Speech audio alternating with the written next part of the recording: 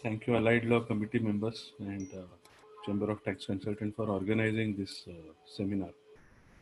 webinar. I'm sorry. Let me correct my word. Uh, Let me share my screen, and Dharan, you can confirm if you are able to see the screen. Yes. Huh? You are able to see the screen. Yes. Yes. Yes.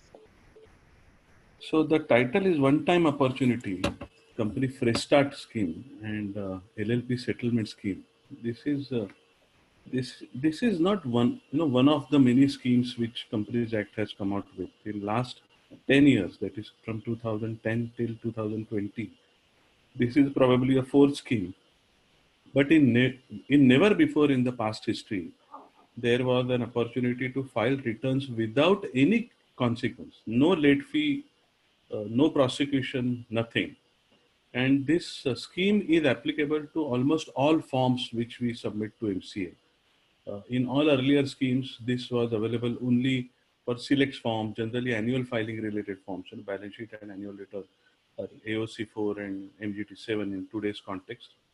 But this is the first time that there is no penalty, no prosecution, nothing. So this is really a one-time opportunity for all the companies who have not filed any of the forms. So this is definitely a big news.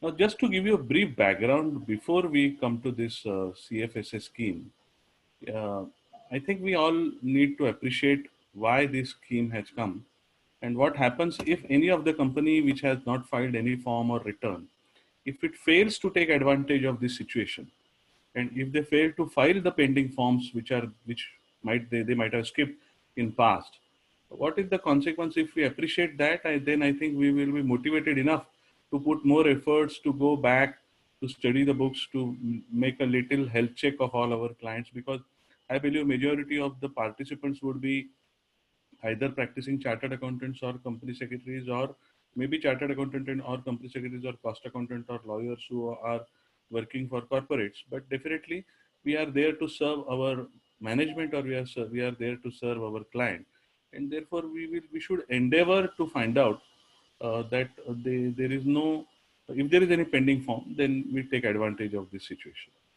But why this problem, or why fresh start scheme was necessary? There have been a lot of settlement scheme, there have been a lot of amnesty schemes. Why fresh start in the context of e-filing of forms? I'll just try to ponder over this point a little bit so that we receive this scheme in a right perspective. As we all know, when I started my career as a company secretary, I was always used to get surprised as to when two promoters go to some professional's office and they sign the last page of partnership deed. Their liability is unlimited, and the same two promoters, if they go to professional's office and they sign the last two pages of memorandum and articles of association respectively, their liability is limited. Or if they sign LLP agreement, their liability is limited. Why so?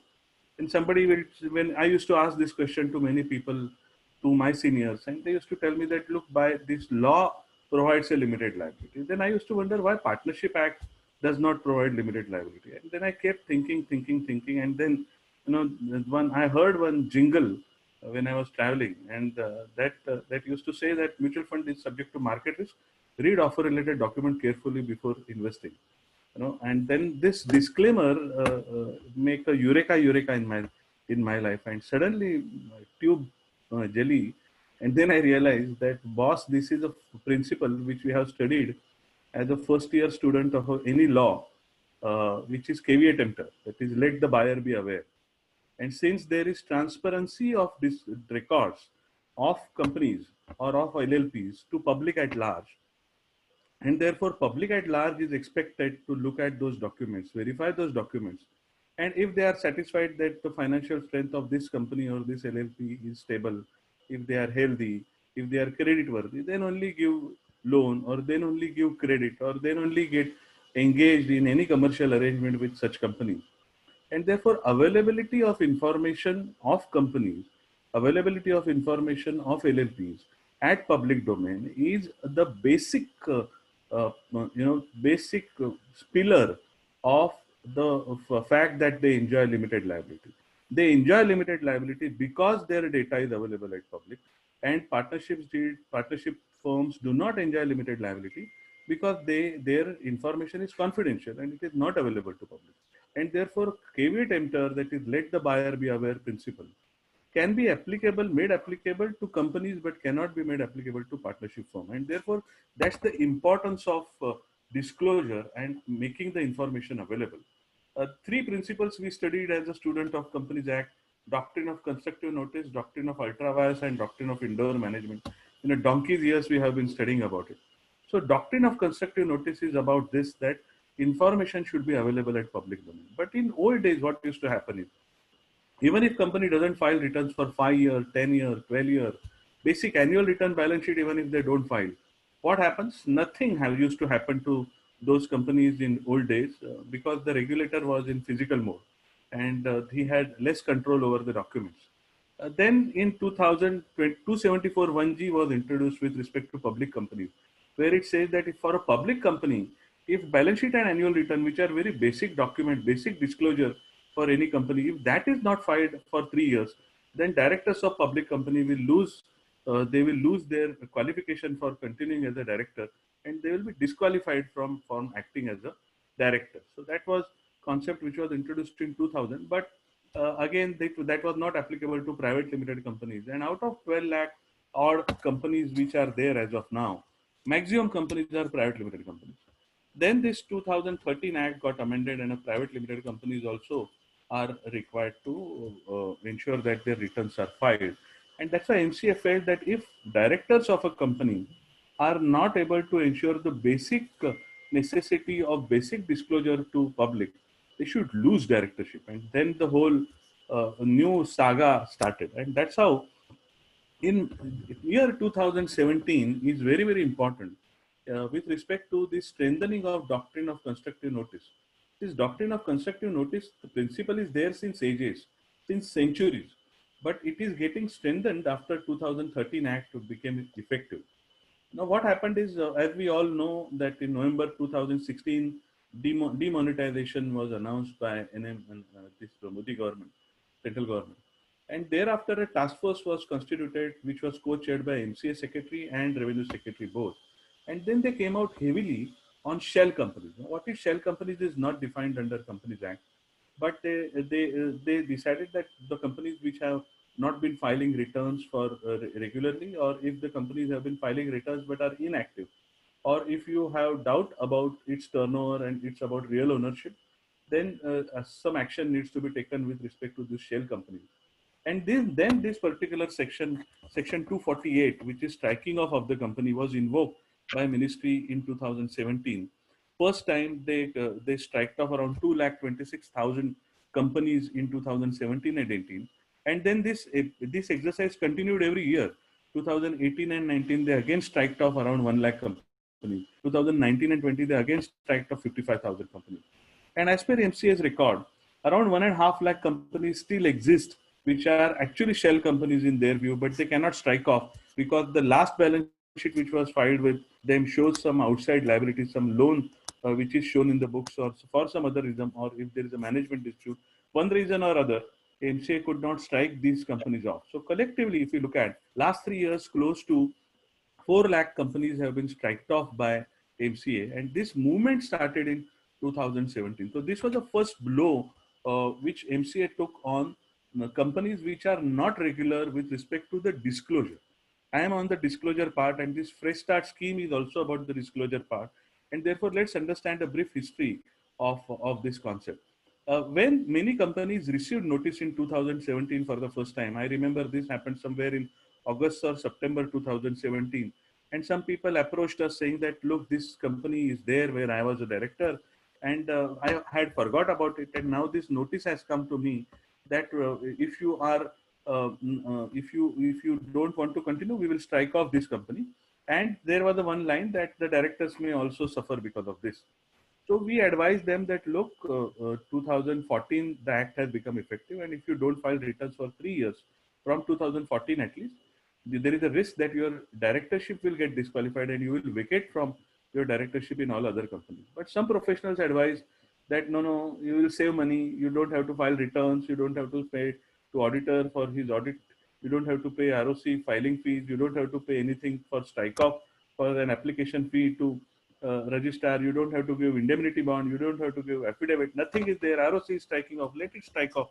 And many companies, many promoters kept quiet after receiving notice for with respect to strike off. And then the second action which MCA took was with respect to all the directors which were acting as directors in those 226,000 companies. All of those directors' DIN was blocked because they were disqualified in MCA's view, and as per Section 164 of the Companies Act, they were disqualified to act as a director, and therefore their DIN was blocked. That means that they cannot use that DIN for filing any returns, and they published the list of directors who have been declared as disqualified by MCA, and then it was communicated to them that for next 5 years you cannot uh, act as a director in any company. Now the difference between 1956 Act and 2013 Act was that disqualification and vacation are two different concepts under Companies Act. What is disqualification? Disqualification is it has to be looked at by a person at the time of getting appointed or reappointed as a director. Whereas vacation means you don't have to look at the time. You don't have to wait till your reappointment comes for the discussion. As soon as you incur a disqualification, you stand to vacate your directorship in all other companies, and that was a big blow. That would mean that if any client of ours has consented to act as a director in any company and then he has forgot about it, and that company has not filed returns for 3 years, then he becomes disqualified not only for that particular company which is defaulting, but also in all other companies where he was acting as a director. And then there was a lot of hue and cry. A lot of people like me and a lot of lawyers and many professionals filed writ with various high courts, and then that litigation is continuing. But I'm saying that how serious this MCA became with respect to disclosure is the change has started from 2014 and particularly after 2017. Now, one more thing happened in this context. MCA record shows that before company strike-off action was taken by MCA, that is in 2017, 60% companies were compliant companies. But after the strike-off action, after the disqualification action, 82% companies have become compliant companies. And therefore, their action of threatening, their action of raising a serious stick on non-compliant companies has really paid off. But MCA is not satisfied with it, and MCA is targeting a percentage of 95%. And this was published in Indian Express on 14 March 2020. And therefore, I presume that if somebody does not take advantage of this scheme under CFSS, then those companies will have to pay the late fees and penalties, and I will come to that subsequently. And this action of strike off and disqualification from MCA will continue till they reach to a little perfection, closer to perfection level. One more point, one more action with respect to non-compliant companies, particularly in the context of disclosure. Everything is about disclosure in today's discussion. One more context was that LLP Act was introduced in 2008, and in LLP Act, Section 69 Act itself speaks that whenever LLP fails to file any form within time with MCA, then there will be a late fee of rupees 100 per day on that particular LLP.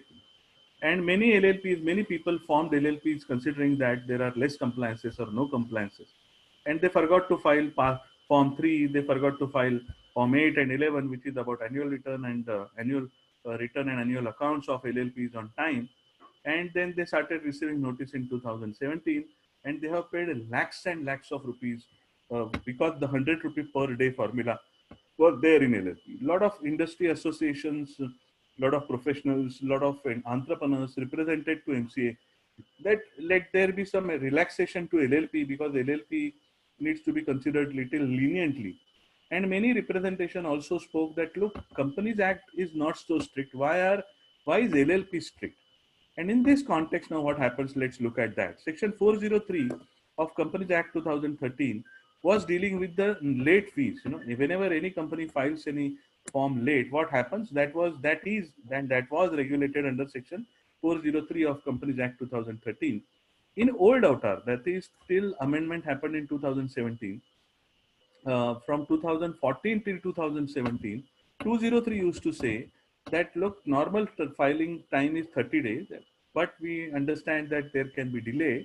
And for 270 days extra, that is up to 300 days, if you file a form with a late fee, then there is no prosecution. And if you file a form after 300 days, then you will have to face the prosecution, or you will have to go for condonation of delay. And this particular section was made available for five major sections and five major forms. One was with respect to MGT 6, which is about disclosure of beneficial interest. Second was about annual return. Then was about MGT 14, which is for filing various resolutions with MCA. AOC 4, that is for financial statement, and MGT 15, that is for report of AGM.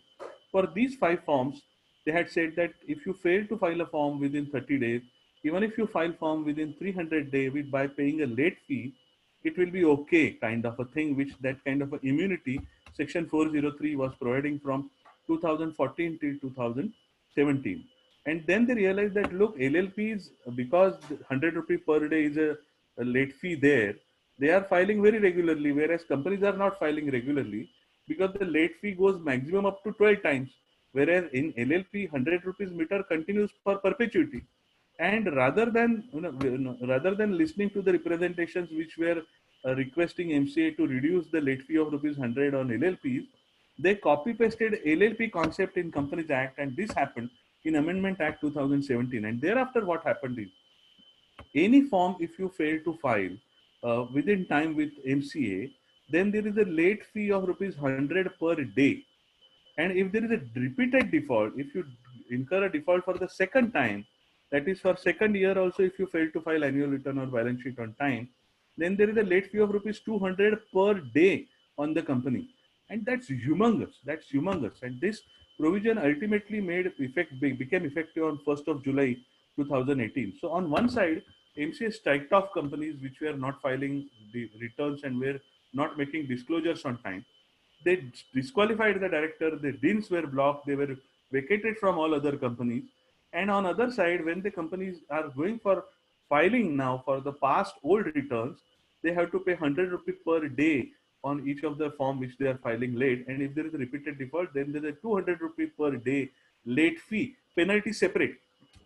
So this is the kind of third blow. So first was a strike off of the company, second was disqualification of the director, and the third was late fees in provision. So late fees machine calculated, it is calculated directly by MCA 21 portal, and it directly generates a challan that normal fee is 500 rupees, late fee is 1 lakh rupees, for example.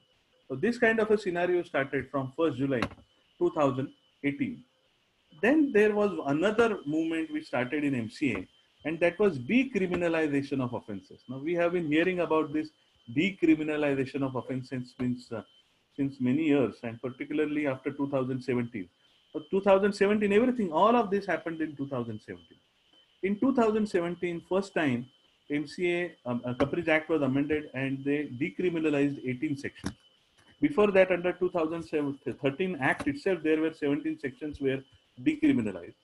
Then again, there was an amendment in 2019 and they decriminalized one more section. And subsequently in Bill, Companies Amendment Bill 2020, they are proposing to decriminalize 27 sections. Now, what is meaning of decriminalization? That's very, very important to be understood. So decriminalization means everybody will understand that you will not go to jail for these offenses. That's a good news. Directors are happy about it. But there is the other side of it. The cost of getting this decriminalization is, in all this, so far now around 60-65 occasions have happened where this has been decriminalized. And in all these 65 occasions, all these 65 sections, word imprisonment has been removed and the word fine has been replaced with the word penalty. Now, what is the meaning of, what is the impact of this fine getting replaced with penalty? Simultaneously, they have passed one more section and one more rules and regulation, which gives power to ROC to adjudicate offences conducted by the company. And wherever the word fine is, wherever the word penalty is mentioned in Companies Act, all those decriminalized sections penalty can be levied by ROC directly. Now, in old days, whenever if the MCA has to launch a prosecution for non-filing of returns or non-filing of any particular form with MCA, then the recourse available to ROC was to file a case in the court, the Kila court, which we Metropolitan Magistrate Court here in Mumbai. The court in the civil court the court has to they have to file a case in the court, and the court will hear the matter, and then the prosecution the trial will be run, and then the penalty will be levied. And how many times MCA will go to the court for levying these penalties for filing forms late? That was not possible for MCA, and therefore, although there were provisions with respect to fine and imprisonment, the enforcement was very minimal. Now, what has happened is, on these 63 occasions, these sections have been decriminalized. That means the word fine has been replaced with penalty, and that penalty imposing power is vested with ROC. And majority of the occasions, these penalty sections are formula-based sections. So 100 rupee per day, or 1000 rupee per day, or 500 rupee per day on the company and every officer in default. So this is now there are triple effects. So look at, first action is striking off of the company, then disqualification of director, then late fee of rupees 100 or 200 as the case may be. And now over and above late fee and over and above additional late fee of double 200 rupees, over and above that, there is a penalty which can be imposed by ROC. And let's take an example of an annual filing form, which are the bare minimum two forms which every company has to file, private or public. Every company has to file this form. Now, what in the today's avatar of Companies Act, what it says is, as far as annual AOC 4, that is balance sheet filing, is concerned, company will be penalized at the rate of 1000 rupees per day, subject to maximum of 10 lakh rupees. And every officer in default of the company, he will be penalized one-time penalty of 1 lakh rupees, plus for continuing default, he will be levied a penalty of 100 rupees per day, maximum of rupees 5 lakh. Similarly, for annual return, one-time penalty on the company is 50,000 rupees.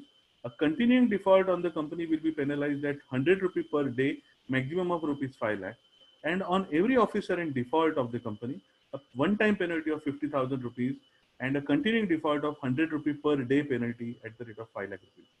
There was also a proposal that we will automate entire process, and therefore penalty levying process also will be done through a e-adjudication process, whereby MCA, that is ROC, will generate a show cause notice with respect to why you should not be adjudicated. You have to reply in a stipulated time, and if you fail to discharge, if you fail to satisfy to ROC, then the adjudication penalty will be levied directly by MCA, directly by ROC. And mind you, this penalty is not only on the company, but on the every officer in default. What is officer in default? That also concept we need to understand a bit, so that we understand the gravity of this amendment. Who is officer in default? Officer in default is managing director, whole-time director, manager, CFO, CEO, or CS of the company. Okay, so these are officer in default. What if company has not appointed anybody as managing director or whole-time director, or company has not filed form in a simple language, in a practical terms, so to say, that in a private companies all the directors draw remuneration, or at least one of the director draws remuneration from the company, but he has not been appointed in the company's books, in MCA books, as whole-time director, and therefore MCA recognizes that there is no whole-time director, no managing director, no manager under the Companies Act on MCA record. And in that situation, all directors will be considered as officer in default. So a classic company where there are two directors and both of them draw salary, or none of them has been appointed as a full-time director and managing director, in such scenario, if a company has not filed returns for 2017, 18 and 19, on this slide, we are trying to explain what will be the fine, late fee plus penalty on the company and on the officer in default. What will be the collective impact of it? That is coming to close to 34 lakh rupees. And continuing, this is huge. Nobody can afford non-compliance here onwards. That's very clear. And these are not future provisions. These provisions have already become effective. Adjudication powers have been vested with MCA, from 2017, 2019 and 2020 amendment bill that is proposed, but 2017-19 already those provisions have become effective.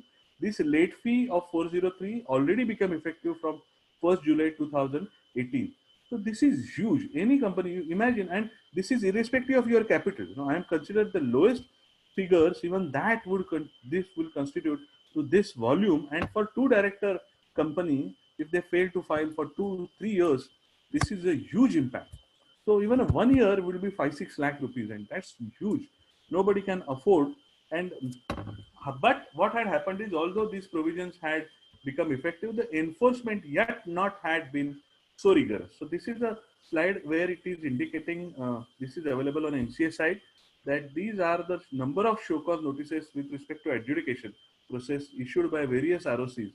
And amongst that, Ernakulam is the highest, 235, and Goa is 109. Mumbai is little low at 22, but Mumbai has the highest number of companies. Mumbai and Delhi have the highest number of companies registered. Delhi is further low, it is only 10.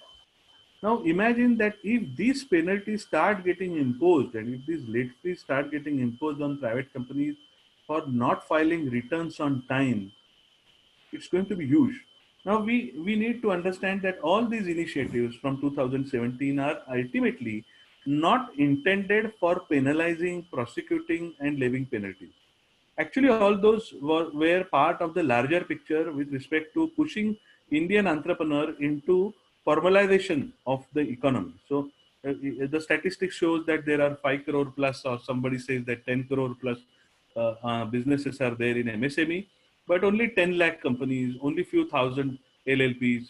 So why so? And therefore they introduced less tax for corporates. They came out with so many tax benefit for corporates as compared to partnership firm, and therefore there is an incentive for formalization of the scheme. GST also further pushed formalization of economy, and therefore they don't want definitely that everybody is getting scared with respect to company format and keeping away from company format, because the major wealth creation always happens in a company format and not in a partnership format. Partnership format only creates wealth for the promoter, and that too only in the immovable asset. If the company's money is in the company's hand, then the COVID-19 type of situations can be handled better by the businesses, and therefore corporate is a much better format of doing business. It always gives, just to give you a heads up, that company, the richest people on the earth are always promoters of the listed companies. The longest surviving entities are 99% companies and listed companies. The best talent in the world works with a listed company or company, and therefore it's not a tukka. It's a science that in company format you serve better, and therefore actually MCA was trying to push on one side by offering less tax on corporate. They were trying to push businesses to go for corporate, but on other side they were also taking so many actions with respect to late filing of form, and therefore now it was appropriate, which they felt that now we should come out with a scheme. Now everybody is aware, everybody has comprehended the new avatar of MCA, everybody has understood that any late filing of form is going to be a bomb for my client, and customers have, the management has also understood it. Now it should be given a Ganga Snan opportunity for them to take an immunity, that whatever are your past defaults, take one Ganga Snan and then your all past sins are, I'm ready to spare all those past sins. But hereafter, all these provisions are already effective. And for enforcing this provision, it doesn't require a lot of manpower or labor to MCA. It is just on a fingertip, on a button. These show cause notices will be generated, and these kind of prosecution and penalties can be levied. And therefore, we need to take it very, very seriously.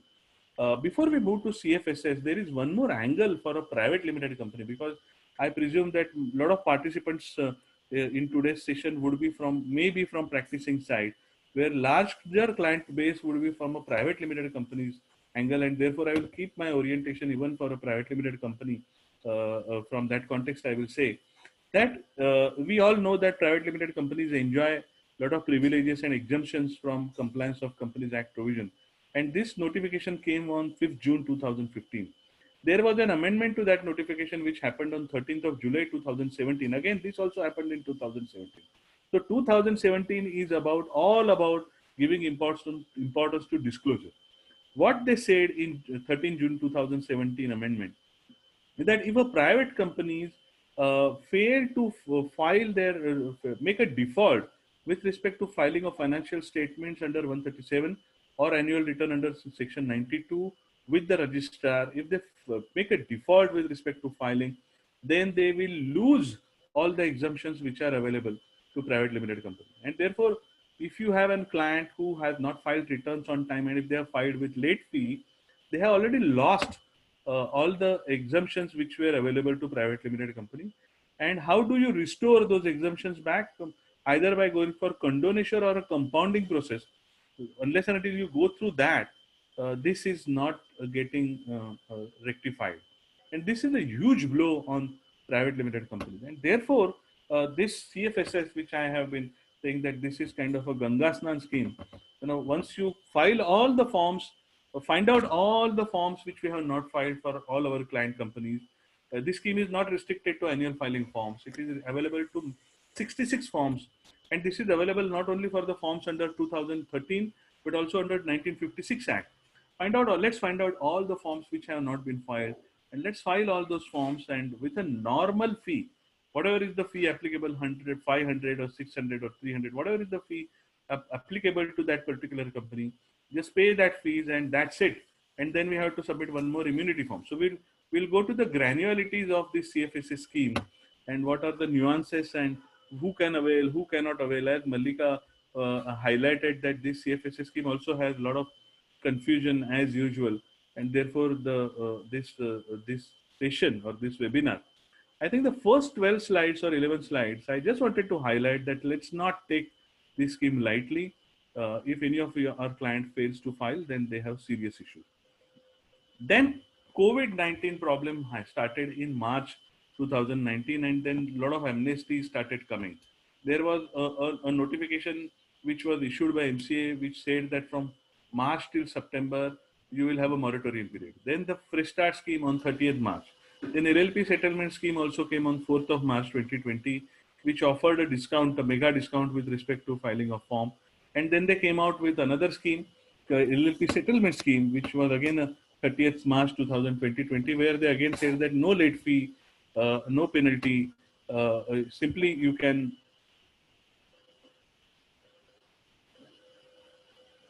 whoever has any question, they can start putting those questions in a chat mode so that we can answer them when we finish this.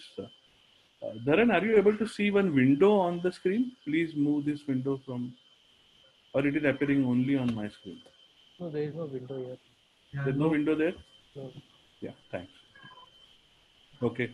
So this way this scheme was introduced. As I was highlighting, in 2011 there was one company settlement scheme which offered 75% discount for the late fees, and prosecutions also were spared. In 2014 again there was an amnesty scheme, again 75% discount. But both these schemes were available only with respect to filing of annual return and balance sheet related forms, and not for all other forms. Then there was the CODA scheme, which was introduced after a truckload of writ petitions getting filed with respect to disqualification of directors action, which MCA had took in 2017. And then they came out with the CODA scheme, where they said that if you have not filed returns for last 3 years, you file return with the late fees, and you plus file a CODS form, and then your directorship will get restored. So that was a CODA scheme. Now this kind of a feature which restores disqualified directors directorship is not available in company fresh start scheme. So the director's disqualification will continue. That will not get pardoned. That will not get spared under company fresh start scheme. But as far as prosecution, penalties, late fees, which I narrated earlier, all of that will get spared. That's a promise which MCA is making in this CFSS company fresh start schemes proposal. As I said, on 24th of March 2020, there was a circular issued by MCA where they said that there will be a moratorium period up to 30th September, where no additional fees will be applicable, and a detailed scheme will come out in a due course. And this scheme will be available for company and LLP both. And accordingly, on 30th March, 30 March 2020, for company and for LLP, this CFSA scheme and settlement scheme became effective. What does it say? It says that the period starting from 1st April 2020 till 30th September 2020, whatever forms you file, even if those forms are not within stipulated time, there will be no additional fee and only normal fee, which is as per 403, whatever is the normal fee that will you will have to pay. It further says that immunity will be granted to the extent of prosecution or proceedings with from imposing penalties or acts with respect to actions under with respect to Companies Act. So penalty or fine or prosecution, all those actions will get saved.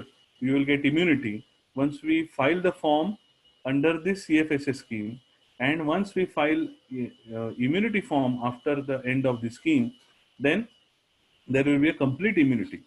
There was an incidental question that immunity from consequential proceedings, including any proceeding involving interest of stakeholder, do they cover even consequential non-action? For example, annual general meeting is not held in time and annual returns have also not been filed on time. So this immunity is from the context of filing of annual return or balance sheet with ROC.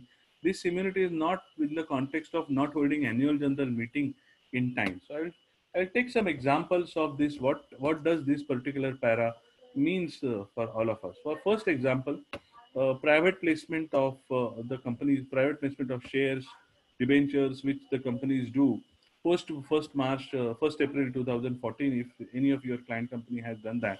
As we know, Section 42 requires every private company to pass a special resolution for making an allotment other than on a right issue basis. And there are a lot of conditions, like you have to you have to file a board resolution, a share resolution in MTT 14 with MCA, and only then you can give pass for, only then the offer can be made to the shareholder. Then the money has to be received in a separate bank account only, and the money can be used only when the pass 3 is filed with MCA. All of this, there are so many conditions under Section 42. Now, all of those conditions, non-compliance, there is no immunity under CFS scheme. The immunity is for filing pass 3 late. That's the only immunity, but the substantive non-compliances still remains under the CFS scheme. But largely, you can say that these are the occasions where generally this prosecution, generally these adjudication powers are also been vested with MCA. And once these forms are filed, largely our problems will get eradicated.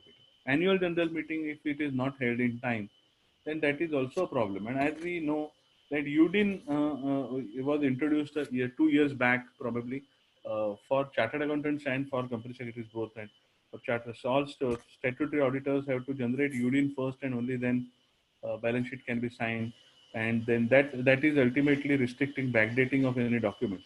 And this one needs to be very mindful about, and therefore that means that if somebody is signing balance sheet today, then you will not get immunity for not getting audit done on time. You will not get immunity with respect to not holding in your annual general meeting on time, but the immunity is only from the context of filing of returns or forms with MCA from the late fee and the penalty context. Similarly, under Section 185, you cannot give loan to entities in which director is interested. Now, there was an amendment which happened and which became effective on 7th May 2018, which allowed private limited companies and any public limited company even to give loan, guarantee, security to any entities in which director is interested by passing special resolution.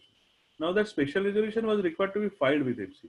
If some company has not filed that return, then they can file that return. But if the resolution was not passed at that time, then there is a substantive violation, and from that there is no immunity under this scheme. So this is how the gamut of this scheme appears and to be. One more important thing is that you will dig out, as a professional, we will dig out all the data from clients' database records and MCA records, reconcile them. We'll find out that these many forms have not been filed, and we will file before 30th of September. So therefore, this is very, very timely for us. Now we are on 14th of August. Tomorrow is an Independence Day, and now we have 45 days to go. We need to find out, we need to do a little due diligence, and I will throw some light on what kind of little due diligence which we should do, because these which are the forms which many private companies miss or omit to file. I will highlight on those, and which can be filed in this period till 30th of September. Now, from 1st October 2020 onwards till 31st of March, a form will have to be filed seeking an immunity from all the forms which have been filed during this period, that is under CFSS scheme. And once you file that form, then an immunity certificate will be issued by MCA. And then that will end with respect to that will be the conclusion with respect to this CFSS scheme. And then you will get an immunity. If you fail, if you forget to file this form, then even if you file a form with a normal fee, you will save money definitely. But the immunity is most important part, and that needs to be ensured, and therefore a proper tracking and database of all these companies needs to be maintained, retained, and then immunity certificate, immunity form has to be filed within 6 months. So we need to time it well. Now, who can apply and who cannot apply? I think who cannot apply is very, very important. The company who has received final notice under 248. What is 248? That is strike off. So under strike off, if there is a third notice which has been issued, a final notice has been issued by MCA, then you cannot take advantage of this particular scheme. If the company has already filed application for strike off, obviously you cannot take advantage of this scheme. If the company has already been amalgamated and that amalgamated company, you know, the transferor company, if that has not filed any past returns, then that particular company also cannot take advantage of this scheme. The company which has made an application for dormant status, they also cannot take this stand. Vanishing companies which have been declared by MCA as vanishing companies, those companies also cannot take this stand. Now there are three forms which have very significant relevance, and we will talk about it in detail. So one is with respect to increasing authorized capital. As we all know, increasing authorized capital requires filing of Form SH7. And that form, the filing fee is not 100, 600 or 500 in that, but it is in the percentage of what is the capital getting increased. Now, as far as these forms are concerned, and their late fee is also in percentage. And as far as these form is concerned, SH7 with respect to increasing authorized capital is concerned, if any company has failed to file that, they will not be able to file it without any late fee. They will have to pay late fees as usual for that particular form. Then subsequently, one more major change which had happened with respect to charge creation process, and we will discuss about that particular scheme also. So today we will discuss about company scheme, LLP scheme, and charge scheme which has come. All are related to amnesty scheme which has come from March 2020 till now. So charge related scheme.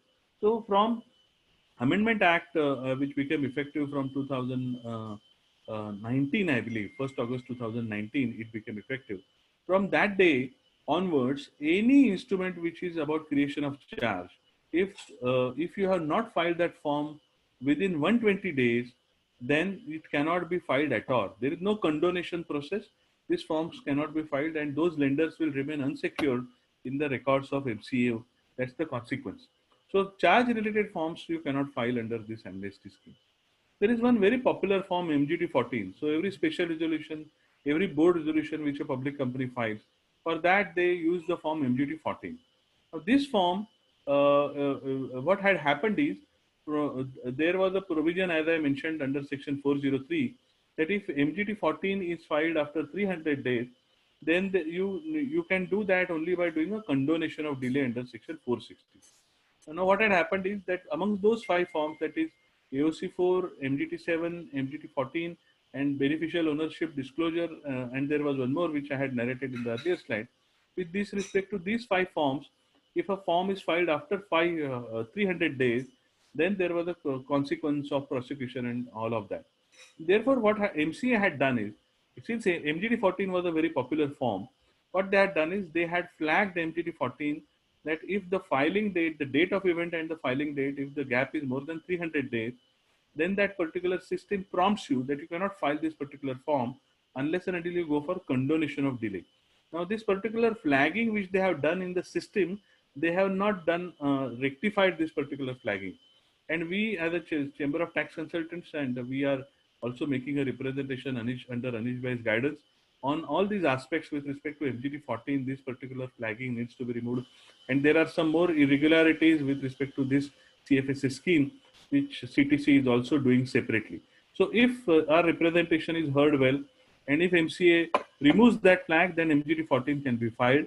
But otherwise, it cannot be filed. And this is what who cannot take advantage of this particular situation. Now, there are a lot of companies who have received a prosecution notice. Now, what happens to that? That question is little complicated, and probably Malika must be referring to this particular situation, which is very very complex. And I have tried to put it in a tabular form rather than in a word or a paragraph form to make it little simple. So if you are dealing with a company which is a defaulting company and where not yet launched any prosecution or any show cause notice or no prosecution has been launched by MCA, then your company is eligible, no doubt about it. You are a defaulting company and show cause notice for prosecution has already been received, or you are a defaulting company and prosecution has already started. So the prosecution in the court has already started. In that, what happens is, what it says is, just a minute. In that situation, what this scheme says is, if it has already started, then you can write to the adjudicating authority that requesting for giving some time and telling them that, look, this is the scheme and I'm taking advantage of this scheme. I'm filing all the returns and I will be filing immunity form and I will produce all those records to you in October 2020, and thereafter you can drop this prosecution process. This is my interpretation from this scheme. Now there is one more possibility, possibility number 4, that you are a defaulting company and already convicted. So prosecution proceedings have been completed and the penalty has already been levied and appeal is not yet filed. Now there is a possibility that if the prosecution, if you are convicted, you can always go for an appeal for that conviction order. In that case, if any form filing is pending, then you can always save additional fees by filing forms under this particular scheme, because MCI I don't think will segregate between these two companies, but immunity cannot be availed. Now, immunity can be availed if your time for filing appeal is still not over.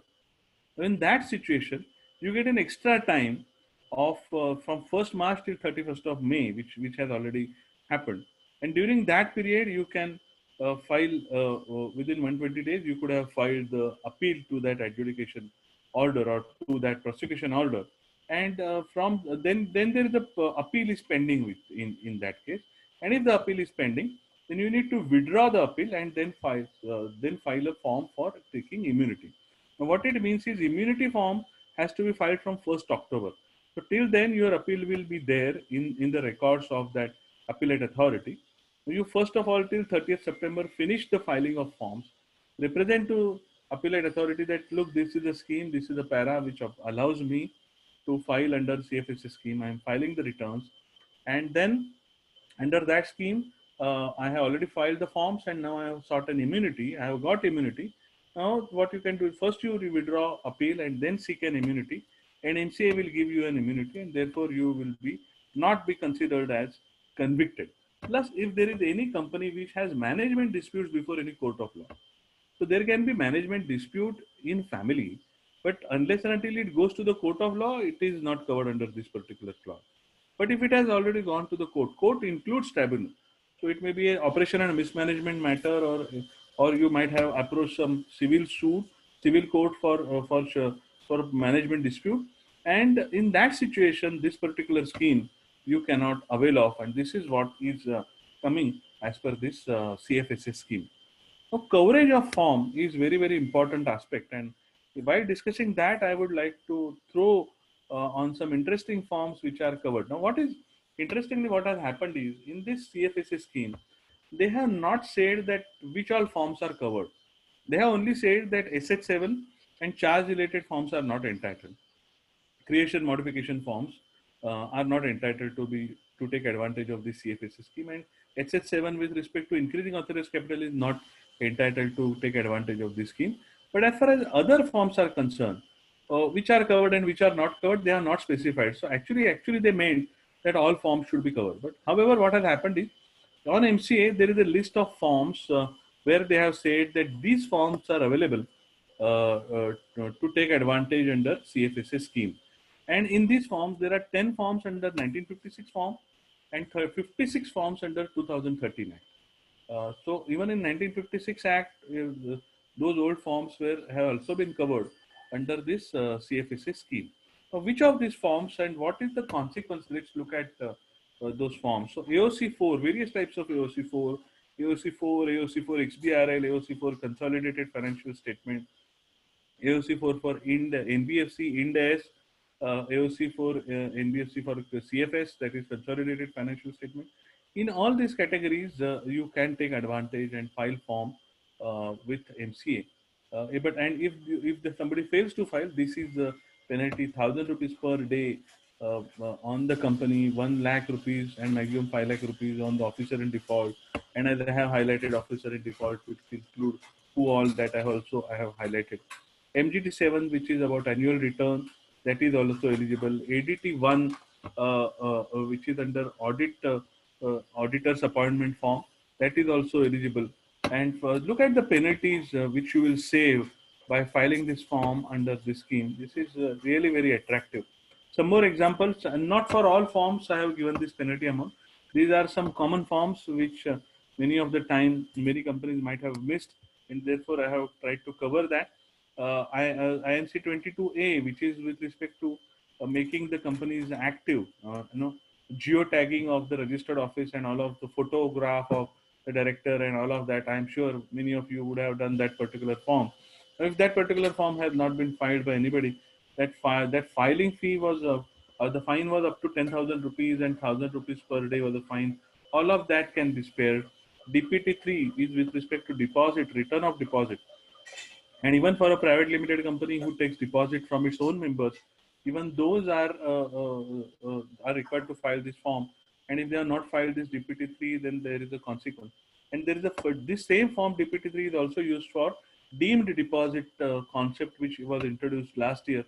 And that is also, even if you have failed to file that form, you can file that form. DR3 with respect to application of KYC of director, if that has not been done, and every year, as we know, there is a web form which needs to be checked in. If you have not filed that form, all of those forms are available. And this is a quick helicopter view how many forms and which forms are available under this CFSA scheme. The 2 slides are consumed on this particular subject. I would like to take you to some very important concepts. One is with respect to MGT6, which is with respect to declaration under Section 89. Now, if you are doing an audit or if you are providing consultancy to a company which has wholly owned subsidiaries, now we need to check whether this form MGT6 has been filed with respect to the shareholding or not. What it means is, when will the company be considered as wholly owned? When 100% shareholding is held by one company. Only then it is wholly owned. Otherwise, it is not wholly owned. But by law, you require minimum 2 shareholders for a private limited company and 7 shareholders for a public limited company. Then how do you comply? Then what you do is you take one nominee who just subscribes one share, and we declare that he is a nominee of ABC Limited, and therefore in that situation, a form is required to be filed under MGT 6 with MCA, which will give a disclosure or which will give a declaration that I am an individual, I am a nominee, and ABC Limited is a real beneficial owner of this company. And this is perfectly valid. This is not a transaction prohibited under Benami, and this is not covered even under SBO, that is significant beneficial owner. So if this form somebody has missed, then you will not be eligible to take benefit of the status of wholly owned subsidiary in those cases. And therefore, if this particular form you have missed, then this has to be filed. MGT 14 is also very important form, which you might have missed. For a private limited company, even if you appoint a managing director or whole-time director, and who is whole-time director? A director who is in whole-time employment of the company is considered as a whole-time director of the company. So if your company's directors are drawing salary, and if you have not appointed them for 5 years, and if the resolution has not been passed under Section 196, this is applicable even to private limited companies, dear friends. Then you have defaulted with respect to filing of MGT 14 with MCA, and you can file a form with MCA under this. Now, under the new act, under section 196, and this particular subsection 1 is applicable even to private limited company, as I said earlier. Managing director or whole-time director has to be appointed for a tenure maximum of 5 years and not for perpetuity. Generally, in private limited companies, family managed companies, two brothers or husband, wife, or father and son or daughter, somebody like that, are on the directors, and they just decide what will be the salary and they keep drawing. And nobody has appointed them for 5 years, and no such resolutions have been passed. This is possible. But that was okay under the old act. Actually, that was not okay even under the old act, but that was not required to be filed with MCA under the old act. But now it is required to be filed with MCA even for a private limited company. 5 year tenure is a maximum tenure. So MGT 14, many private limited companies might have missed.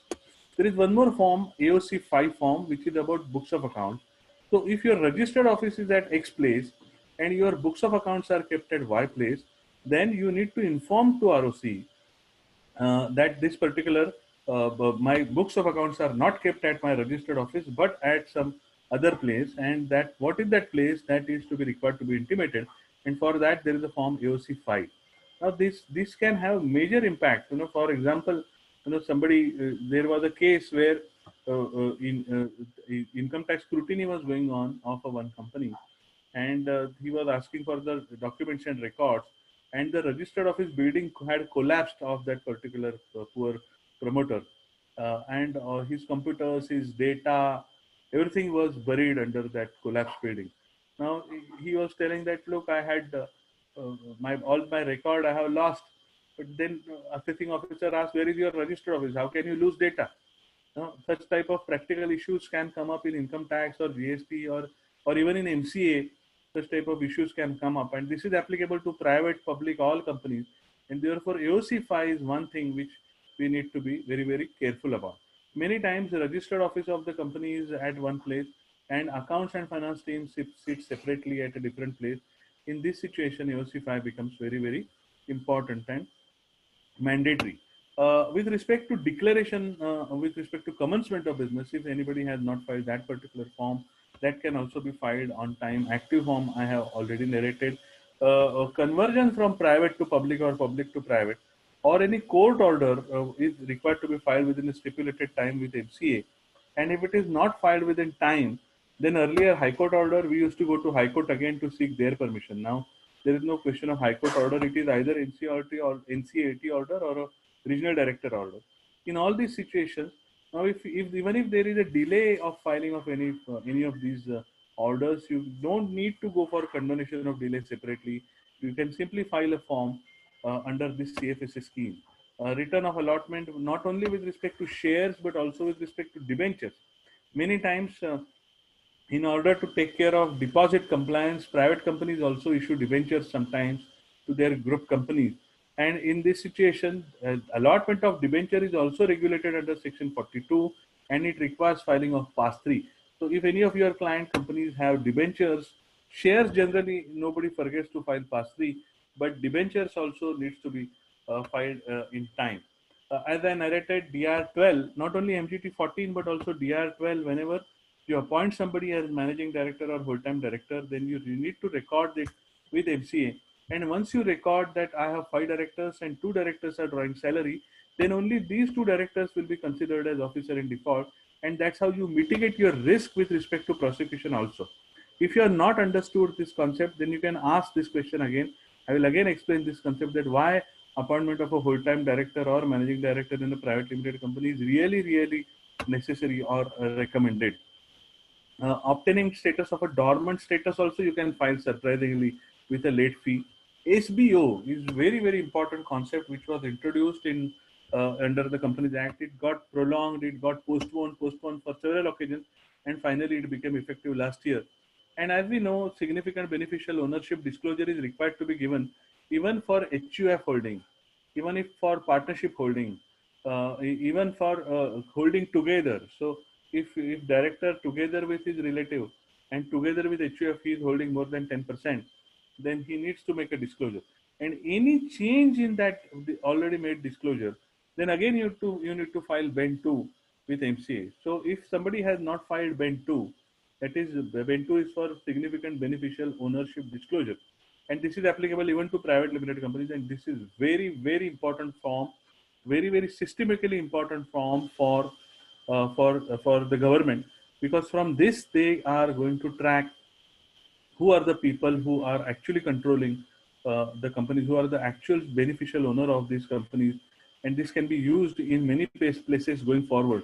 And this particular form, if somebody has not filed, I will not be surprised if MCA comes out with a show cause notice saying that. Now, like this SBO concept, let me highlight a bit to you, because this is a very serious repercussions. Now, what happens is, if you have a if you in your shareholder list, if you are a private limited company which is holding more than 10% shares, and if you have not received a significant beneficial ownership disclosure, now this may be your own promoter group company, and you have not received this disclosure, then the law casts responsibility on the company that you need to send a notice to that particular shareholder saying that who are your beneficial owners behind you. You need to inform me, and if no response is received, in such case, you have to go to NCLT, and if NCLT's process also the shareholder doesn't come up, then those shares will go to IEPF, that is Investor Education Protection Fund. So non-active shareholdings data, shareholding can go to IPF. Now this is very serious amendment which has happened in Companies Act in last 2 years with respect to SBO. I will also, since I am on this subject with respect to dormant companies or the companies which don't give disclosure, I will also highlight one more point, that if you have any company which only has properties and which does not have any income and does not have significant accounting transaction, and if you have not got yourself classified as a dormant company on MCA record, then this is a fit case for MCA to strike off that particular company.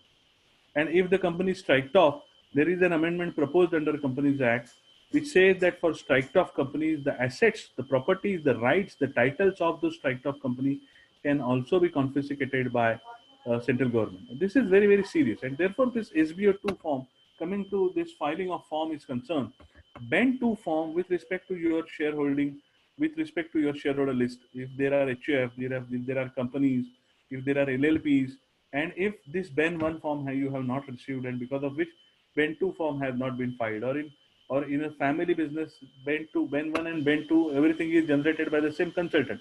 So if we have not advised our client, then we need to highlight to them, and this form can be filed with any late fee prosecution as far as filing of the form is concerned with MCA. And this is a big benefit. One more drive company had MCA had undertaken was with respect to IPF, that is Investor Education Protection Fund. As we all know, and this I wanted to propagate amongst all chartered accountant fraternity, not only as an auditor for a company, but generally as an advisor for so many shareholders. Now, as we know, some of you might know, that if any shareholder does not claim dividend for 7 years, then not only his unclaimed dividend goes to IPF, even his shares goes to IPF. Now, this is very serious provision which was also introduced and which became effective in 2018.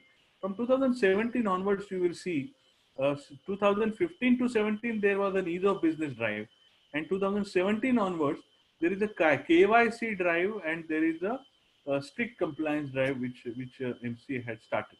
So this IPF forms, if somebody has failed to file with MCA, then those can also be filed without any late fee or without any prosecution from companies from MCA side. This is a great breather for all the companies.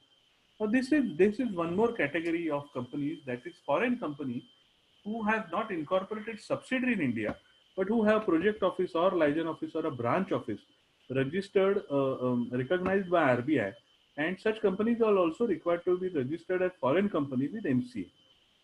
Now, these companies, if they fail to file FC1, FC2, FC3, or FC4, that is intimation which is required to be filed with foreign company, returns of alteration of any changes with respect to foreign company, annual accounts, annual return of a foreign company.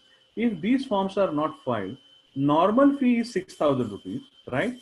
And maximum of 12 times. So around 72,000 per form can be the late fee for these forms if somebody has not filed. So this if you have any foreign subsidiary as your client, then just check with them that before starting with subsidiary, had they incorporated any project officer, a liaison officer, a branch office in India?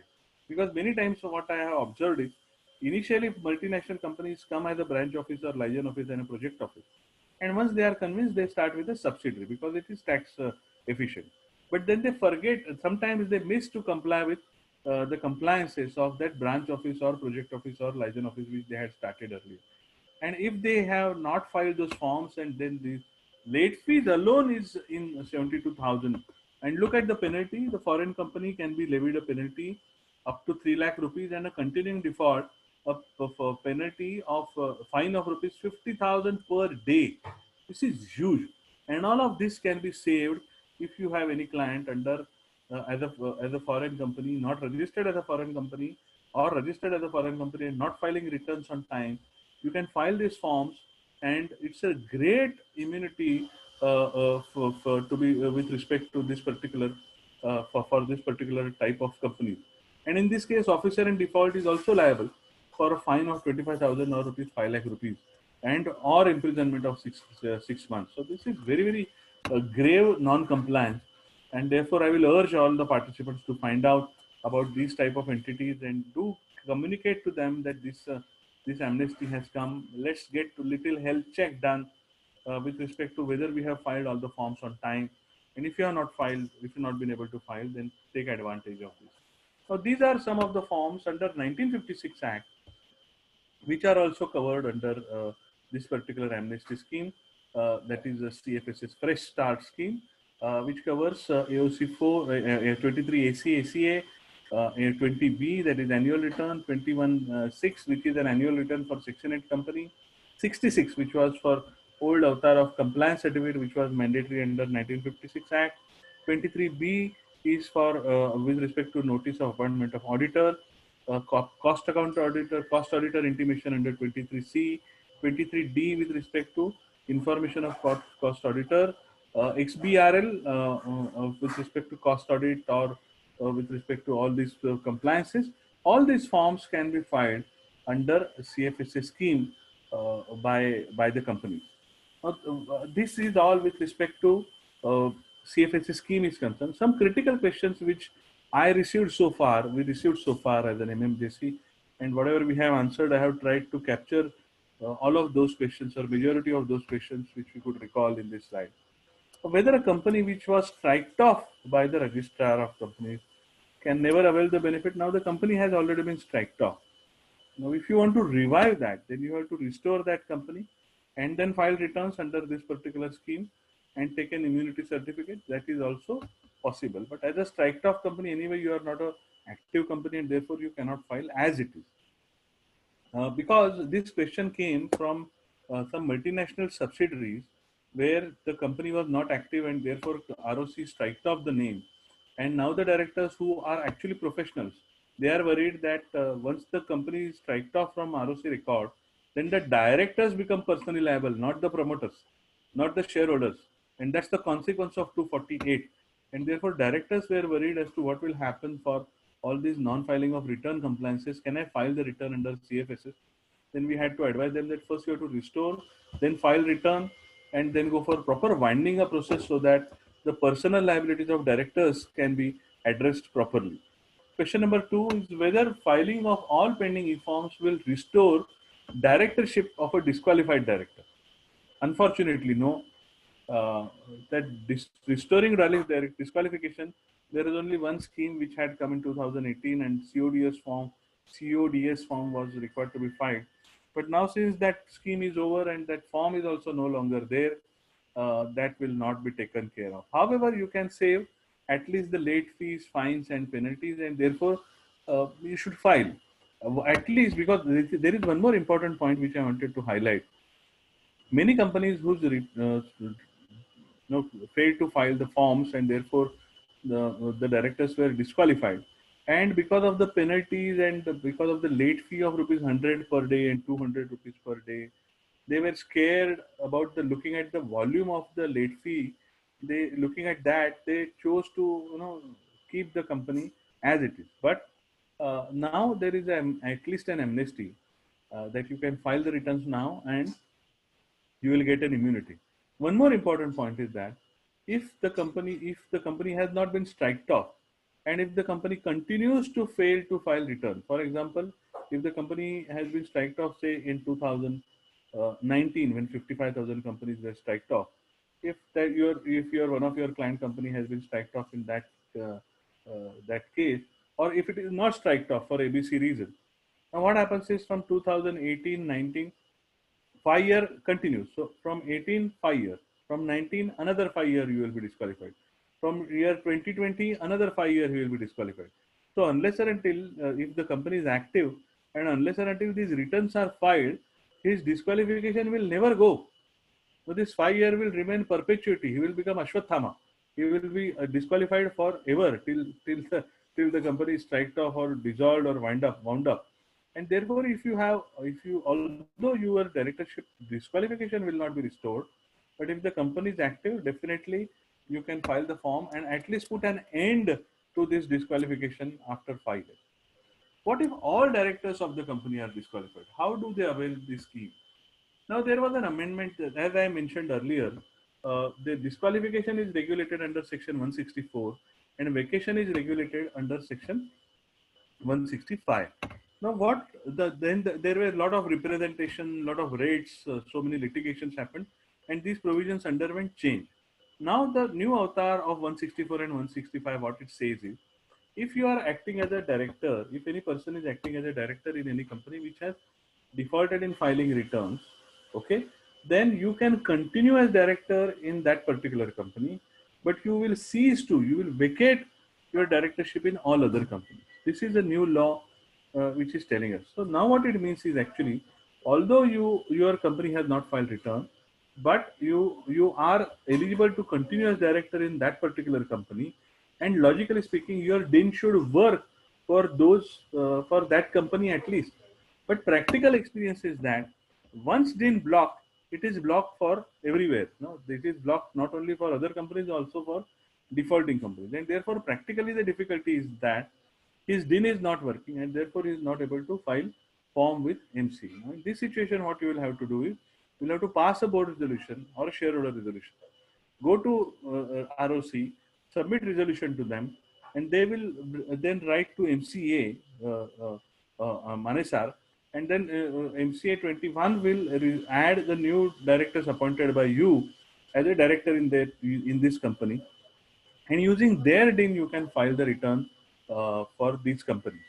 There is one more leeway which was provided, that if a director is appointed in this disqualified or defaulting company, then so long as the returns are filed within 6 months, then the new directors will not be disqualified. So that is taken care, that new directors will not be impacted by this particular scheme. So if you have all directors disqualified in your case, then this is the way you have to go. You have to go back end, go request to MCA to appoint. You have to present to them that, look, these are the 2 new directors appointed, 3 new directors appointed, depending on private or public. MCA will update, and then you can file the returns. What about MSME form? Because as we know, since last 2 years, MSME form is required to be filed with MCA, and there is no filing fee for that particular form. And this particular form is not specifically covered under that 66 form list which I had reproduced in the earlier slide. MSME form has not appeared here. Now, why that has not appeared? That is also an anomaly, and that's also probably an error. Probably MCA thought that since MSME form does not have a filing fee, there is no question of late fee, and therefore it did not be covered under CFSS. But CFSS has two important features. One is no late fee, and second is a feature of giving immunity. And therefore, even if somebody has failed to file form MSME 1 within time, and if it has filed after a delay, then immunity should be provided under CFSS even for this MSME 1, and therefore, again, CTC is making a representation on these lines also, so that this benefit should be made available to these companies. So this is very, very important question which many companies ask me, that if company has no pending forms from till 31st March 2020. All forms were filed late after paying late fee or without paying late fee. Now, few forms were filed late during moratorium period. That is from 1st April 2020 to 30th September 2020. There were some events on which form was required to be filed with MCA and which has been filed late. Now, do I have to seek an immunity under CFSS? Now, there is little ambiguity, but I will urge all of these people, and I have been advising that cover all the forms which you have filed from 1st April till 30th September. If those are filed after the due date, then cover them while you file a form seeking immunity under CFSS. Don't shy away. Many companies feel that why should I seek immunity? There was also already a moratorium because many multinationals and large corporates feel disgraceful to seek an immunity. And therefore, this kind of a stand many professionals wants to take. However, I'm not sure whether MCA would accept this particular stand, and therefore it is better that we seek an immunity and get your directors and the company safe. If the annual filing, question number 6, if the annual filing forms are filed in delay, already filed before 31st March 2020, they have filed with late fee before CFSS scheme came in. Now, will they get an immunity? Now, unfortunately, the poor people who have filed forms under old under the before 31st March 2020, they have filed late fees also on time. They have filed normal fee, they have filed late fee. All of that they have done, and still they have not. They will not be getting immunity because the forms have not been filed under CFSS scheme, but those have been filed under earlier scheme, and therefore it's literally unfair on all those companies who have filed the forms already with late fees that they will not be getting immunity. And we are also doing a representation. Hopefully, MCA will reciprocate to it positively. If MCA reciprocates to it positively, then you can get an immunity. And then in that case, you'll have to find out all the forms which you have filed with late fees. So far, whatever you can find and put them all in that form for seeking immunity so that you get immunity from all last the old forms which have been filed. But I have doubt as to whether they will accept it or now. Now this was as far as CFSA scheme for companies concerned. Now we will go to LLP settlement scheme and then we will go to charge scheme. These are two small schemes, very small schemes. So we will discuss about that in next 15-20 minutes and then we can take question answers whatever are there. So in LLP settlement scheme, as we know, the LLP already had a concept of 100 rupee per day, which was copy pasted under Companies Act in section 403, as I had narrated in earlier slide.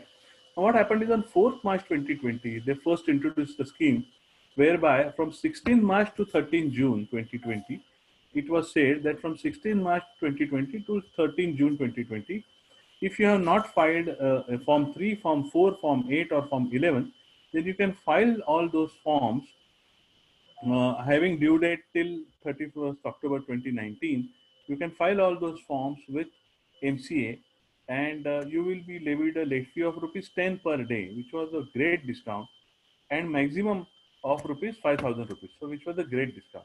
Then subsequently, this moratorium result notification came on 24th of March, and then this particular so they thought that if companies have been given zero late fee kind of a window and to all 66 forms if this window is provided, why should we restrict LLPs?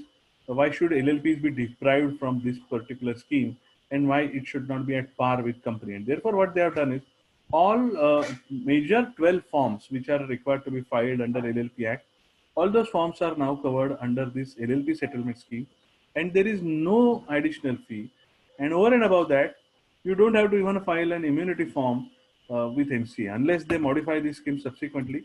And they say that LLPs also need to seek an immunity by filing a separate form. Till then, it appears that LLPs need not file immunity form. Which are those forms? The forms are with respect to pass 3. So intimation with regard to LLP agreement and changes there. Now this here I would like to highlight that whenever there is any change in partner, whenever there is any change in contribution, which is mentioned in LLP agreement, if there is any change in contribution amount, then you need to amend LLP agreement. and an amendment needs to be filed with MCA. So if you have changed contribution amounts from time to time, and if agreement has not been changed, then we need to change agreement and file form 3 with MCA. Now you can file without a late fee. If there is any change in partner, designated partner, pass 4, change of name or statement of accounts or annual return form 8 and 11 respectively, notice of change in place of registered office or notice of intimation of court orders, all these forms are covered under LLP amnesty scheme. Then form 23, 27, 29 and 31.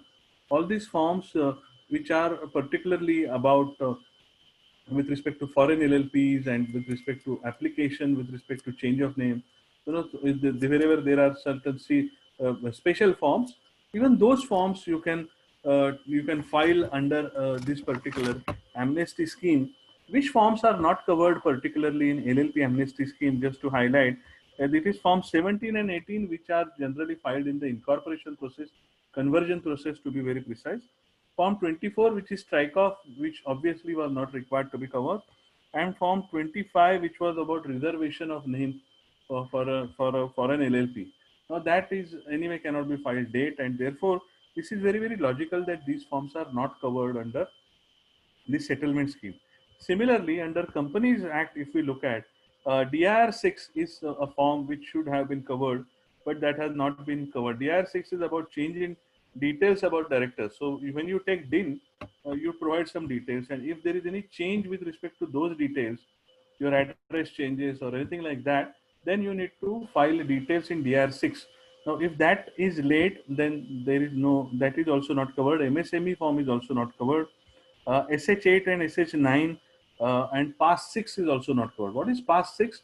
Pass 6 is all the companies who are public limited companies now were required, mandated to have their shareholding in DMAT form, and all those companies were required to get a capital reconciliation certificate from a professional and was required to be filed with Pass 6. And that is the newly introduced form which happened on 15th of July 2020, and therefore probably this is not covered under CFSS. As I mentioned earlier, under CFSS, they have only said that SH7 and charge related forms are not covered, and it is presumed that all other forms are covered. But MCA records, MCA website displays the list of forms which are available to which can take benefit under CFSS scheme. Now, who gave this power and whether it is approved under proper authority or not? Once it is on MCA site, we can presume that it is with a proper authority. And MCA has changed that site also once or twice from the time this scheme became effective. So be watchful about that file which is there on MCA portal, and see whether the form which you are filing, whether that is covered under as per MCA's CFSS scheme or not. Now, as I narrated earlier, CFSS scheme as of now is not requiring an immunity form to be filed by LLP. However, if they change the form, or if they amend any notification by amend the this circular or settlement scheme, then we will have to file. As I was narrating, Dharan and Gautam, I think when we were beginning the discussion, as I was sharing that the shelf life of knowledge has become very low, very narrow, and therefore whatever I have discussed today is valid only till today. And tomorrow, if you want to do something, then do look at if there is any change in any of these circulars, because the changes are so frequent. As I was narrating, there have been 500 documents which MCA has issued in last 6 years amending corporate law. So this is the level at which this is changing. So this was an answer that immunity form, as of now, it is not required to be filed. Now there is one more forms, a few forms with respect to charges which have been excluded from this CFSS scheme.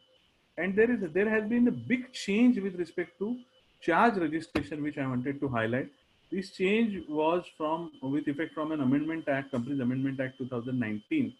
Now, what was the scenario earlier that for CAG1 or CAG4 or anything like that, the form was required to be filed generally within 30 days, and within 300 days you can still file with a late fee. And if it goes beyond 300 days, then you have to go for condonation of delay. That was the situation before Amendment Act 2019.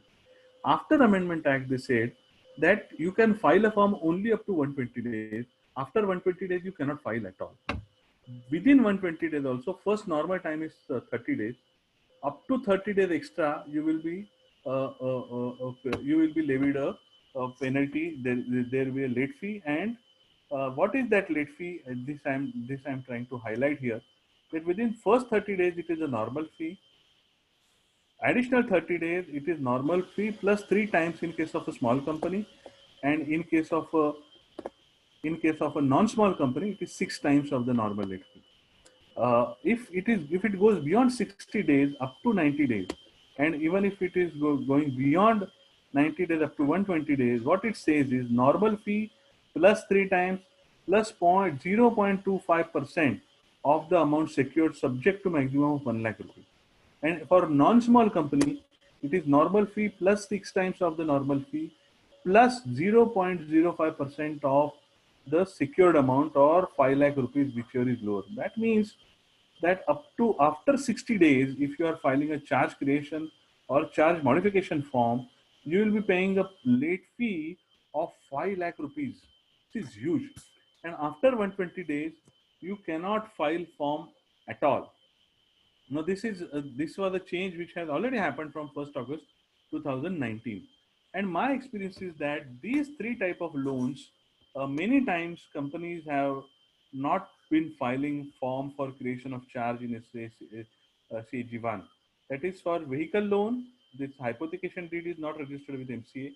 Lien on fixed deposit. This is missed invariably, and lien is also required to be registered as a charge with MCA record.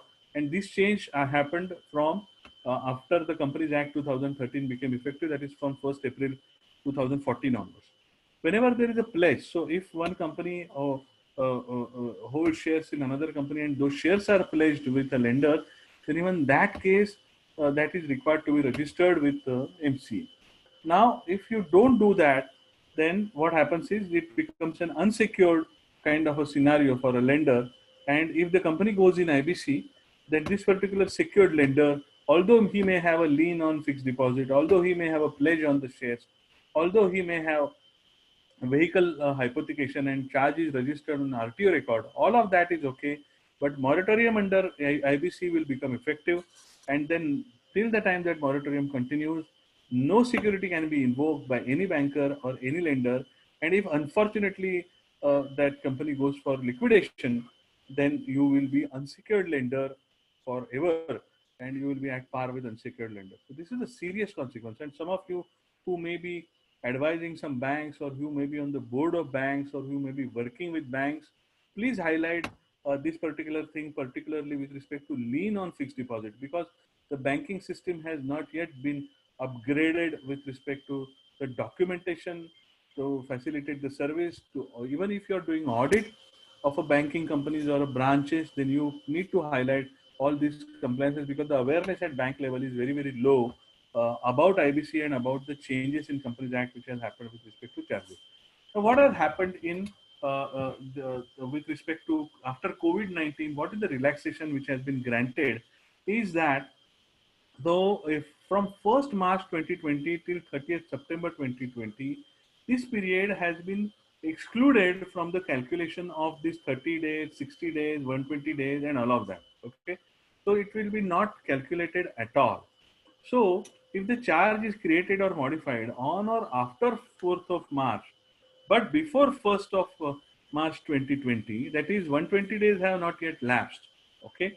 Why 4th March? Because after 4th November, after 4th November, before 4th November, if the charge was registered, then his 120 days are already over, and now he cannot register charge anyway with MC. But if his 120 days were valid on 1st of March, then from 1st of March till 30th of September, this period will not be calculated while calculating 60 days or 120 days. And 1st October 2020 will be the first day for the calculation of those days. So this is one scenario. Scenario number two is charge is created or modified between 1st March 2020 till 30th September 2020. In that scenario again, your first day will start from 1st of October 2020 for the purpose of calculation of these days. So this is what has been a relaxation which has been granted, particularly for COVID-19 period, because the mobility was restricted and charge creation may not be possible. Charge creation might have happened, but digital signature affixation may not be possible. And looking at all these possibilities, and since moratorium scheme and CFSC scheme is not available for charge creation or modification, therefore this scheme was made available, saying that these days will not be counted for the purpose of calculating these 120 days.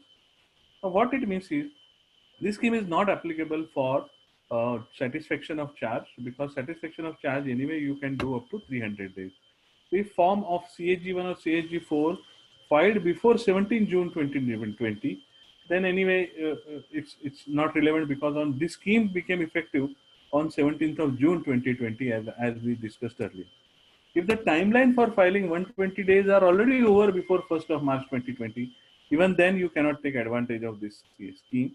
And timeline for filing a form expires at a future date despite exclusion of 1st March to 30th of September. Now, what is this? I was not able to understand. And I would like to give you a caution here, is that if any of your client company has borrowed, or there was already a facility provided by RBI which said that central government which said that you MSMEs can borrow even 20% extra on the same collateral, and for that guarantee will be given by central government. We heard about it when CTC had arranged a webinar of Bhavesh Bhai, I think, on this subject. We heard him on this subject. Now, if additional facilities availed, then obviously charge will have to be modified. And if your 30 days are ending on say 10th of October or 15th of October, then probably you will not be eligible for this particular scheme, and you will be counted. Your 30 days will end on 15th of October or 20th of October. That kind of situation is possible as per this line which they are saying, and therefore, if your client has created or modified a charge which is after say 1st of September, then be careful. This scheme, the EMCA e-form system might have been engineered in such a way that you will not be eligible for this scheme. So be mindful and tell clients and warn them that don't be under a relaxed period, that I will file it after the stipulated period. So this is as far as all these amnesty schemes are concerned. We are at 6:45, 6:46. I can stop screen share, and Dharan and Gautam, we can look at chat for question. Yeah. So Makan bhai, there are a lot of questions which are there. Do you like to take Makan it up from the Q&A, or should I read it out for you? I think I have opened that window. If I miss something, do highlight, Gautam. Makan bhai, also read the question because the questions are not visible to all. Okay. So Rohan is asking question. Form DR3 KYC for the year 2020 is applicable to designated partner in LLP as the due date is 30th September. There is no question, I think. So yes, so this is applicable, and if there is any delay, you have to file that. Then Ajay Gupta is asking, if DPT3 filed after 30th June, then whether CFSS form needs to be filed? Yes, it needs to be filed. Then Radhika is asking, what is the current status for removal of disqualification of director? Any remedy through writ petition or stay on the disqualification made by MCA? So Radhika, you might be aware that many high courts have given immunity, saying that this first disqualification wave which came in 2017. Dharan, you would like to answer this question? No, sir, your domain. Yeah, okay, no problem. As far as first action of 2017 is concerned, many high courts had given a final order saying that this particular action was invalid. However, Bombay High Court has refused to give this order, and there is a lot of complication in this aspect. This matter is also has been taken by Mumbai ROC to Supreme Court, and matter is sub judice. So in this context also, the situation is in limbo, because even if some high courts have issued the order, many times MCA has not restored their directorship. There is also a high-level committee which was constituted under Injeti Srinivas, who was MCA secretary, and one of the agenda was to look at this 164 action in toto, because there are so many litigations which have happened. As far as limited answer to your question is concerned, Mumbai High Court is not giving permission, and therefore many issues have not been successful. I lost where I was. New questions have come. Let me say Sir, whatever questions I'm able to see. You can start from Dharmesh the is top, asking. so we Sorry? can we are dismissing all the questions you have answered. Yeah, Dharan?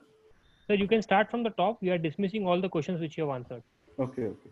Dharmesh is asking what will happen in all cases filed earlier for non-filing of accounts and annual return before Court, Girgaon, and pending before the court after decriminalization. In all those cases, we should write to court seeking that this scheme has come, and now we are filing forms under this particular scheme, and we are seeking immunity under this particular scheme, and therefore, please give us next day.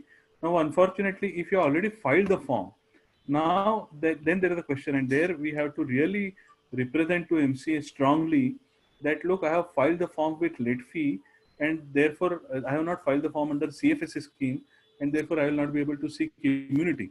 Now that kind of a situation is a little absurd, and therefore we should strongly represent to MCA.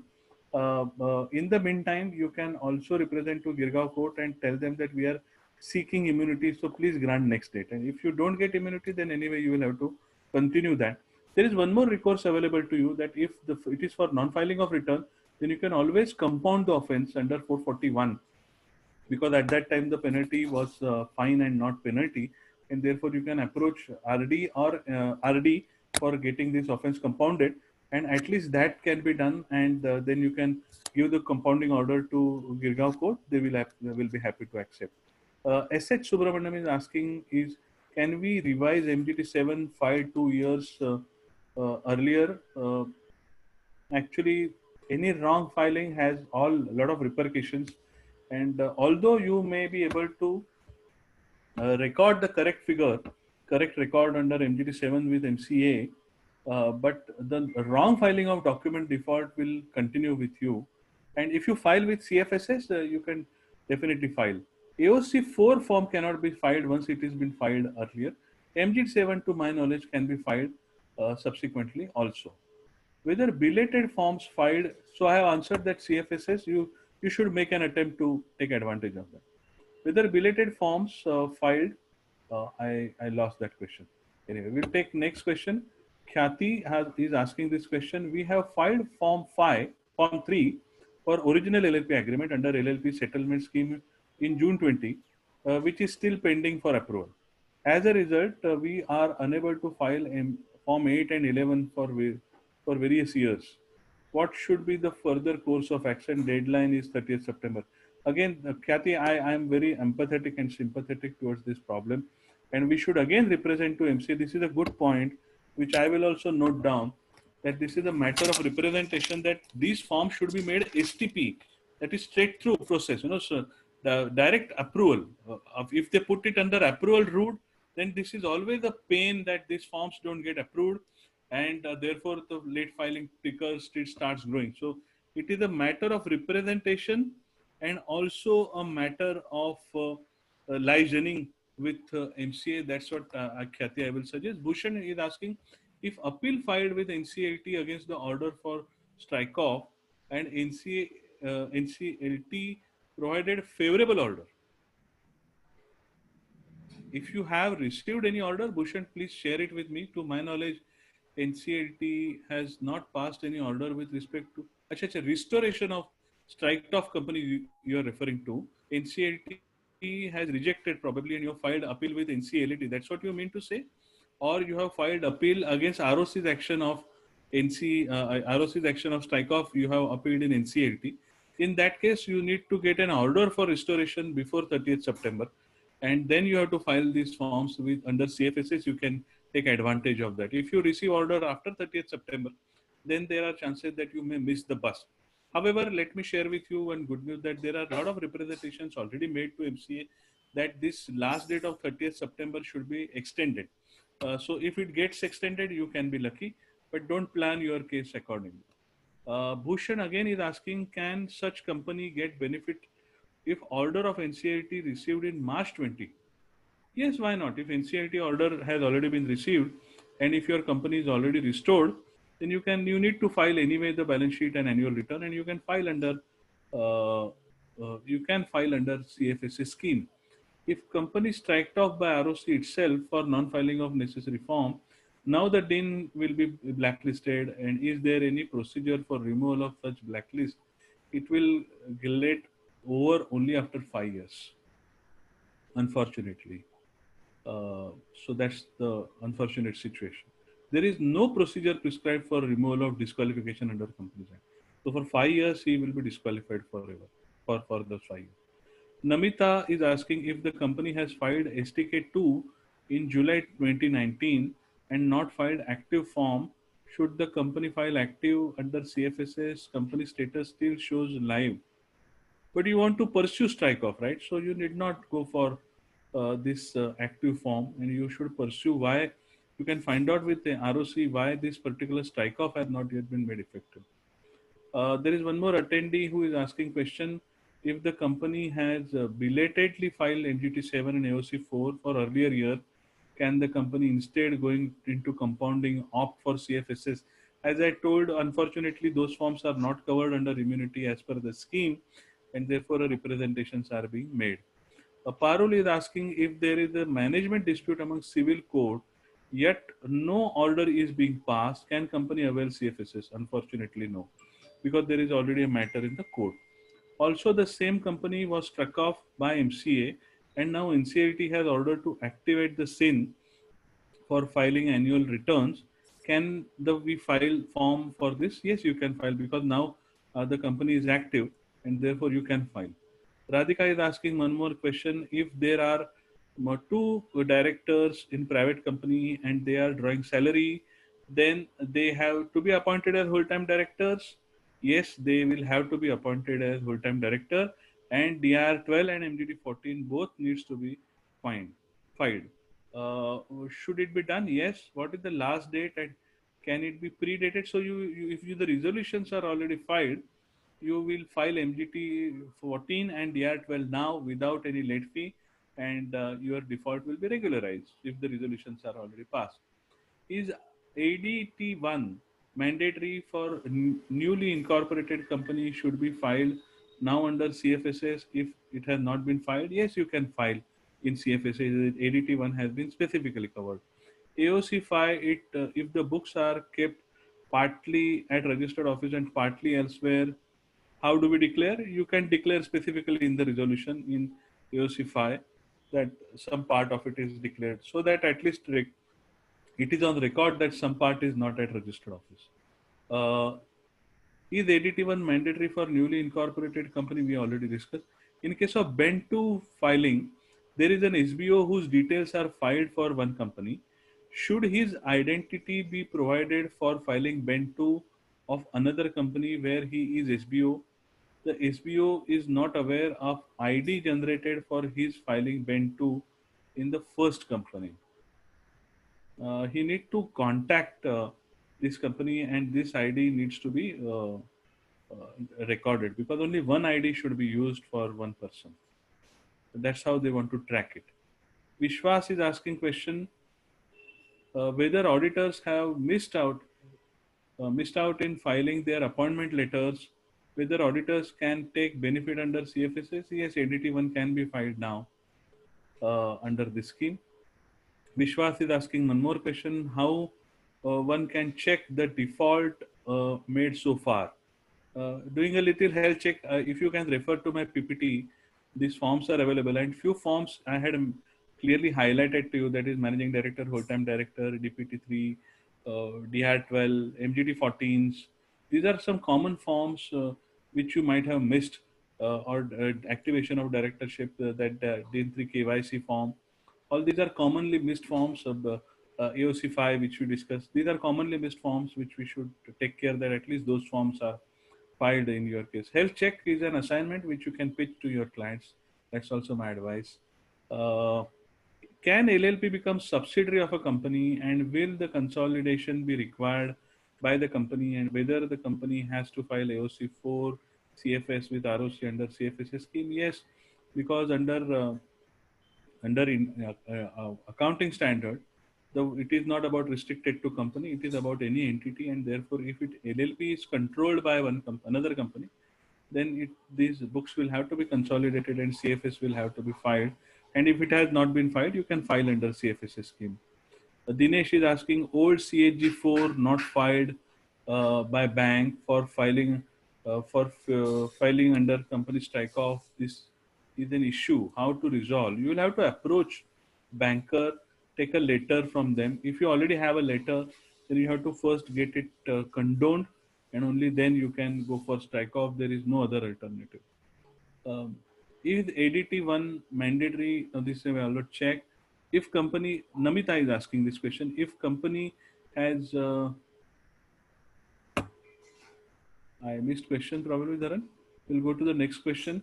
The person who is asking this question, I am not aware about the name. Anonymous. What kind of due diligence required to be undertaken to find out about this? Due diligence will be required to, as I mentioned. What you can do is these many 5-6 forms which I narrated, plus also look at all the minutes and balance sheets and see whether any of these transactions have happened.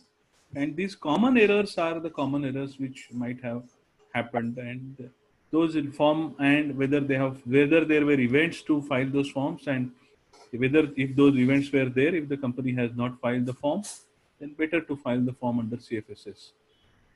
If company, Namita again, if the company has filed STK2 in July and not filed, we answered this question actually. Is resignation of director covered under the scheme? Yes, DR12. If you have filed late, you can always file that. If you are not filed up to it, you can file that. Rohan is asking, is designated person of LLP required to file DR3 KYC? I think yes. Rohan, I will confirm back to you on this, but I think yes. One LLP has two partners, out of which one partner has died. LLP has not filed the documents. In LLP agreement, partnership is perpetual succession. How to proceed?